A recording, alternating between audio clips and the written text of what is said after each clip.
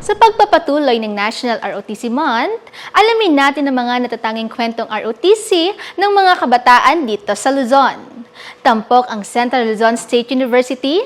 Samahan natin ang ating pamilyang kaugnay na si Shine, Mitch at Thea. Motivating po, memorable, masaya po, Fulfilling po. Exciting po. Enjoyable. Adventurous. rigorous. Unforgettable po. Supercalifragilisticexpialidocious.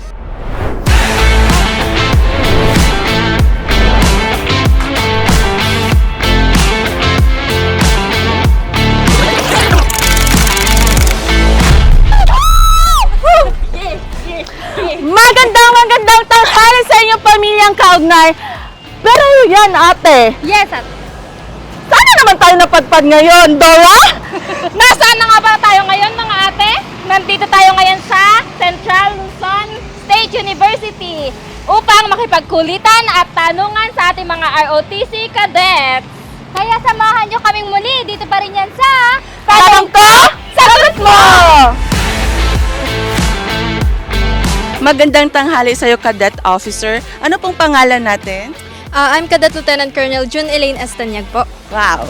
Ready ka na po ba sa ating katanungan? Siyempre po, laging handa. Yon, snappy talaga ang taga CLSU. Bilang isang Cadet Officer, ano yung mga hamon na hinaharap nyo in terms of pag-a-assist ng ating mga cadets dito? Since lahat po kami ay may mga designation dito, may kanya-kanya po talaga mga hamon yan or responsibility ang bawat isa. For example po, bilang isang company commander, ikaw responsible ka sa buong company. Kaya dapat marunong kang mag-lead ng tao, dapat accurate, tama at galing talaga sa taas yung mga binababa mong order. So, paano ka nagbago o nag-improve sa pamamagitan ng iyong pamumuno at sa pamamagitan ng pagtulungan dito sa ROTC? So, ever since I was a senior high school pa lang po, committed na po talaga ako bilang na mag-person ng ROTC. Sa aking pagiging president po, may dalawa po akong bagay na pinaninindigan. Yun po yung communication and transparency. So, sa communication po, I always make sure na lahat ng mga concern ng aming mga basic cadets sa mga platoons ay na-disseminate ko po sa aming mga senior officers. So, in that way, nasusunod po yung chain of dissemination from high rank to lower rank naman po sa aming mga fellow cadet. At yung syempre po kapag pera po ang usapan, need po ng transparency para malaman po ng aming mga fellow basic cadets kung may naipon po bang pondo, kung alin po yung nagagastos na pinupuntahan po ng pera nila. Hello po, magandang araw po sa atin. Ano pong pangalan nila? Hello po, magandang araw po sa inyong lahat. I am Cadet Lieutenant Colonel Antonio Sandra from CLSU ROTC Unit, Color Officer. Ano sa tingin mo yung katangian ng isang leader na itataglay mo? Ay ang kakayanan na sumunod bago ka magpasunod. Nang sa ganun, meron kang maiset na good example sa mga subordinates or sa constituents mo. Paano mo maipapakita sa iyong mga junior o kaya mga constituents na sinasabi yung pagiging isang mabuting leader?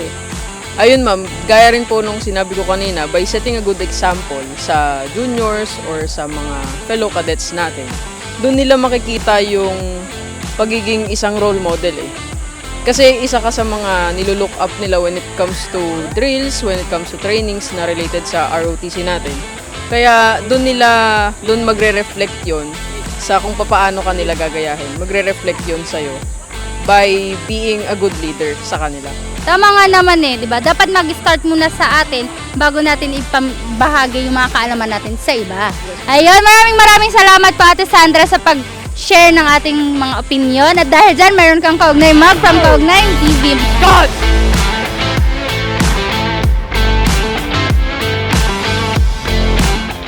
I am Cadet Clarice Viernes from Batch Officers and Medic 2nd Platoon.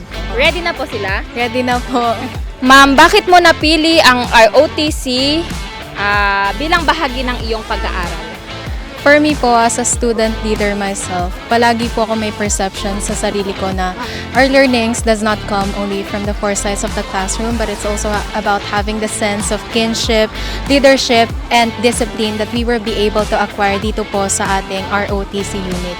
And as for myself po, I was able to practice and to show my patriotism and respect to our country po, the Philippines. And aside from that po, we would be able to have this discard the misconception of other people po na ang ROTC po is about military lang, about being strict lang. But we have to show them that it's also about having fun and learning po, even inside or outside the field po. Ma'am, hindi lang kayo maganda. You're so very talino-talino. Thank you po. Super witty. Super witty ni ma'am. Sana all. Ma'am, dahil super witty ng sagot mo, ma'am, meron kaming premyo sa'yo na Kaugnay Mag, ma'am, from Kaugnay Virtual TV.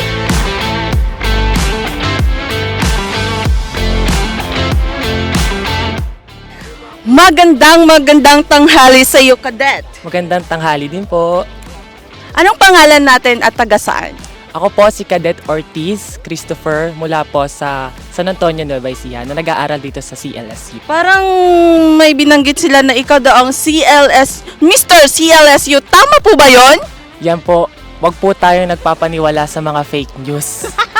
So fake news lang yon. Opo. Ako po ay Public Information Officer ng Masakhari Batch Officer ng CLSU ROTC Unit. Totoo po ba yan?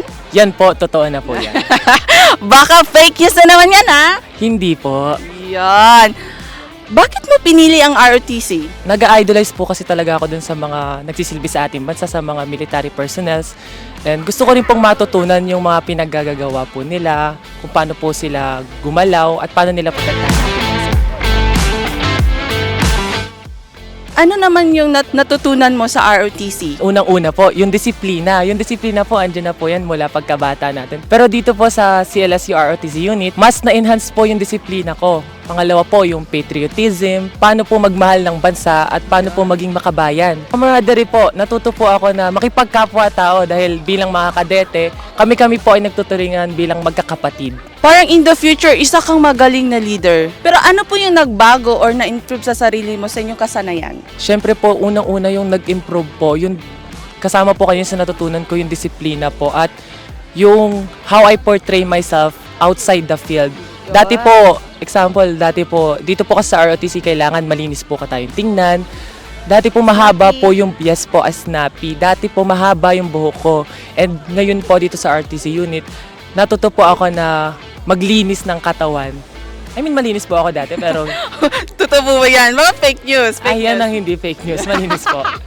Totoo? Legit? Yes po. Opo.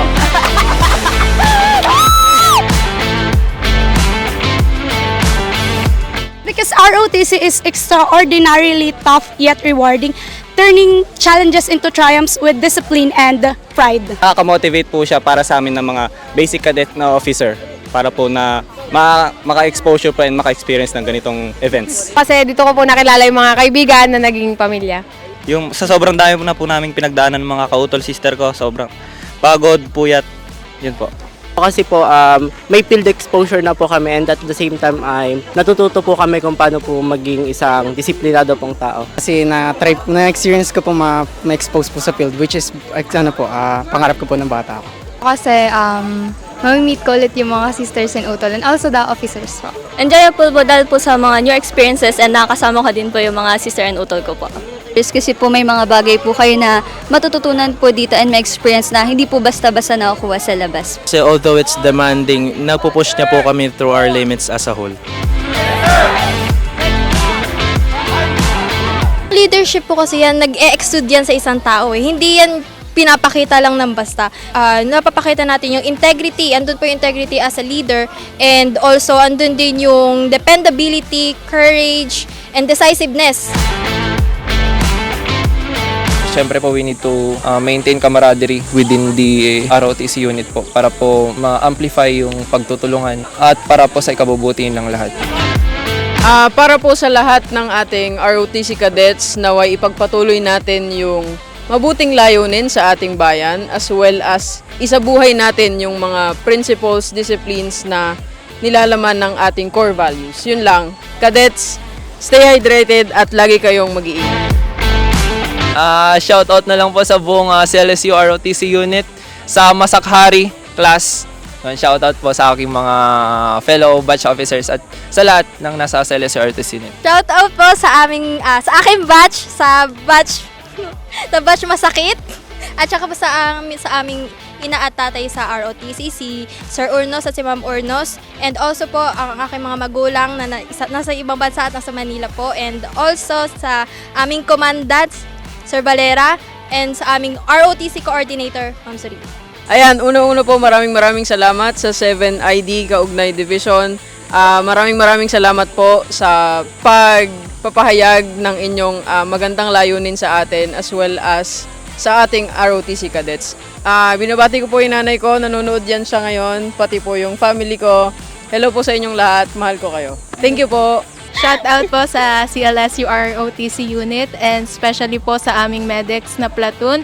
And shout out po sa CLSU. Thank you po sa MAG. Shoutout po sa lahat ng mga nanonood and sa aming family, sa CLSU ROTC unit and of course sa CLSU.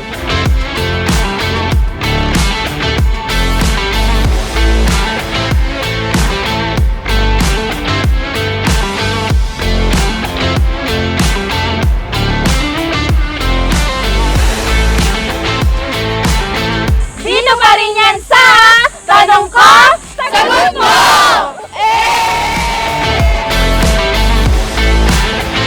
Oo, tapos na po ang pasamasid. Handa na po sa inyong kautusan.